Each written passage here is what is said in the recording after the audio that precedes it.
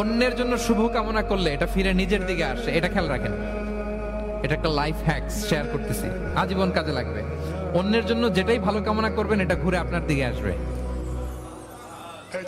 অনেকে বলে হুজুর ওর জন্য দোয়া করে আমার কি লাভ?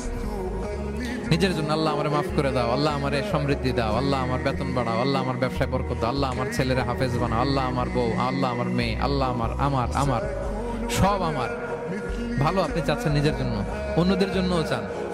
আল্লাহ আমার সব ভাইদেরকে মাফ করো, আল্লাহ আল্লাহ আমার গোটা মুসলিম উম্মাকে তুমি বরকত দাও, কল্যাণ দাও, নেতৃত্বে আসার তৌফিক দাও, আল্লাহ সবাইকে সুস্বাস্থ্য দাও। এটা ফিরে আপনার দিকে আসবে।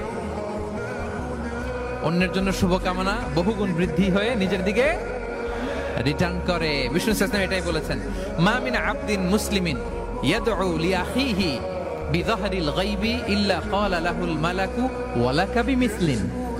কেউ যদি তার ভাইয়ের অনুপস্থিতি তার ভাইয়ের জন্য দোয়া করে, ফেরেশতারা ওই দোয়াটা তার জন্য আগে আগে করে।